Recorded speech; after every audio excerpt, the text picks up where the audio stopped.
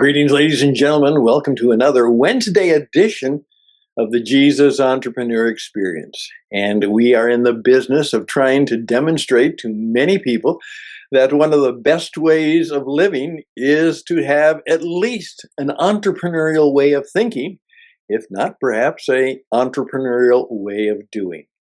And we are convinced that the life of Jesus, not only in all of the capacities that he is honored and worshiped and served, are important. But it could also be that the way he built his own ministry, mission, organization is an entrepreneurial model for us all. Now, especially for those people who are followers, who are believers, but the very processes that he used were those of a man on earth who did not use his supernatural powers in any way in terms of business or entrepreneurial building.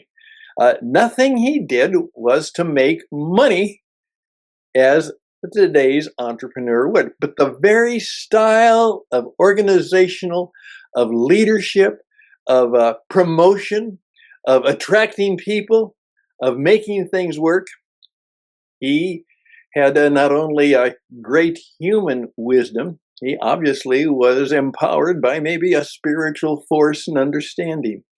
And maybe we can learn, no matter who you are, we can learn from the Jesus Entrepreneur Experience. And one of the ways we do that is to ask ourselves that question, which I've begun to talk to you about. If Jesus were here today, like we are here today, what would he do? How would he behave? How would he live? How would he treat others? What would he do that we could perhaps imitate, or at least try to discover and imitate, so that we could be more effective in life and business, particularly in the marketplace? Because that's the way our world works. That's the deal. To make it in life, we have to contribute something. We have to hopefully find ways that people will compensate us for what we do. We have to meet each other in the marketplace, and that's where we will make our living, how we will build our success, and how we will be successful in terms of living well. Now, not everybody can do that. They don't have the qualities to do so, and they are in different capacities. But many of us who are and have that aspiration, we can learn from that. Well, that's why we talked about, would he wear a tie? Would he join the IDF? That means, if he were called to be a soldier? Well, a number of people said, oh, if Jesus were an entrepreneur today, would he still be a carpenter or a handyman or a stonemason? Would he be a small business owner? Or what do you think he would be? Well, of course, we began to say, what would Jesus do if he were you? And so perhaps what you would say is, I'm a plumber, I'm an analyst, whatever your entrepreneurial work would be. What do you think Jesus would do, if he were you? With your gifts, your abilities, your interests, your passions. Obviously, it seems that he came into it and probably did what most men would do, particularly a young man, the firstborn.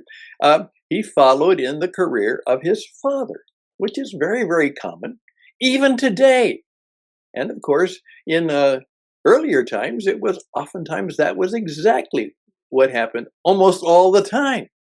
The occupation was passed on from father to son to son to son to son. And that might be some guide for us. Well, that led to the question, which of course I was anticipating, and someone would say, well, would he be a tech entrepreneur? The guys who really make the big money. Would he be, like a Steve Jobs? Would he be like a Bill Gates? All of these people who we know are in the tech business, Uh, would he choose to be a tech entrepreneur? Wow. Well, what do you think? And then that led to the question which hit just this past week, where someone said, you know, I do you think if he were here today, would he use AI? He said, Stan, we know you use it. We can see you use it. Sometimes you couldn't be that good, but obviously your robot did something to help you do some work better. Absolutely. No question about it. It's very helpful to me in many ways. However, I was also confronted today with the work of people who are saying they're scared of AI. Because here's where I do agree. It is going to have a far greater impact, particularly in the marketplace, than I think we now fully understand.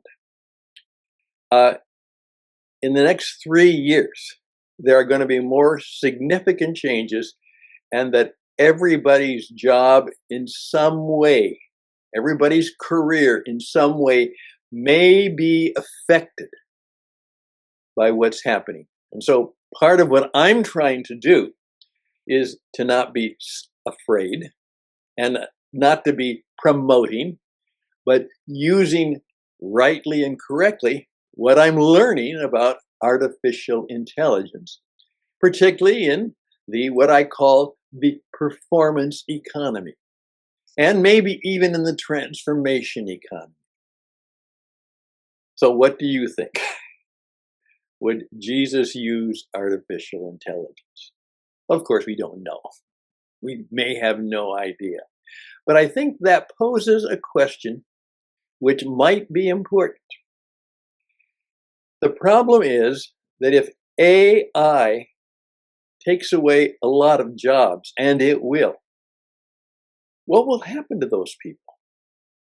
What will happen to those people? Where will they go? What will they do?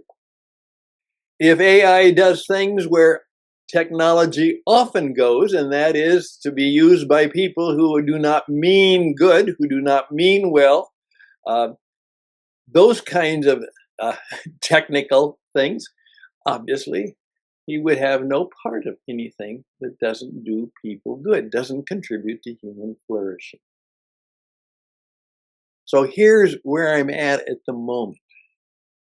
What I think he might do is he would watch it very carefully. But at the same time, he would be very much involved in skills and business where it truly is a human enterprise, where its survival, its marketplace position is not based solely on any technology or anything that works that way. I think he would be like he would be a craftsman, a maker, a leader of people who do things that matter. Now, as people are now discovering, there's all kinds of things. And in my last talk, where I talked about the fact in many ways that what we all want to do, we want to know that we matter. I oftentimes say, remember, everybody is wearing a sign that says, please tell me I'm important. We were wired, I believe, emotionally, psychologically, and spiritually, very different from the other creatures. We were made very much to be people who do things that matter, that make a difference, that help other people. And you would not believe how important that can be, just to affirm that they matter. Now, the other day, we had a major blow up in an electrical transformer in our apartment complex. And so everything was down. And it's in the middle of the night by the time they even got it diagnosed. We were there. And so early in the morning, while they're still working on it, I went out. And there were 4 or 5 hard hat guys working hard. And I just simply said to them, and I said, you know what? You are the guys who make it possible for the lights to go back on. Think about it.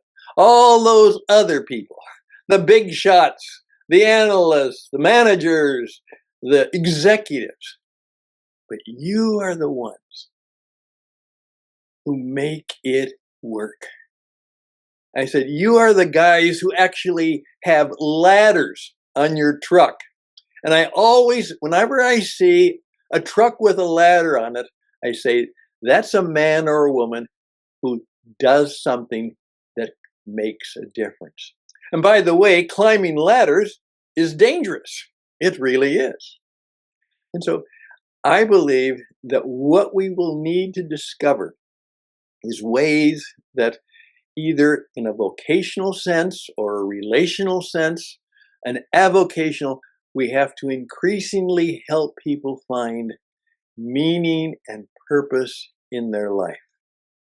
I am now getting known by saying that if your business does not, your business does not actually contribute to human flourishing, maybe it's a racket.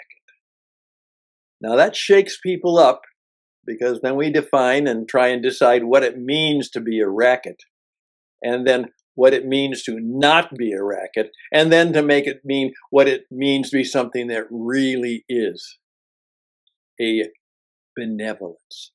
It actually blesses people. It actually makes their life better. It helps them to go and grow and flourish. Does your business help people do that? Both for your colleagues and, of course, for your customers and clients, and maybe for your community. And as one person said, and maybe even for your opponents and occasional enemy, and even your competitors. One of my close friends in business said that he prays for his business. And then he said, and I also pray for my competitors because I want them to flourish too. I want our industry to be so good that there's plenty of room for everybody. And there are responsibilities and things we can do and serve for everybody.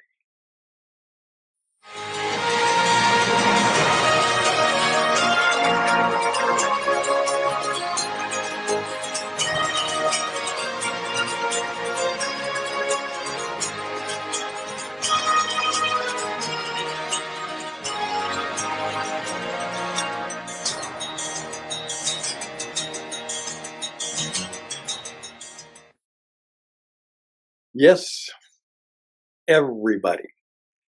Everybody. Treat every person you meet as if they were the most important person in the world. That's something I'm trying to live by. Everybody. It's got to be good for everybody. And I think that would be the Jesus memo. And I don't know.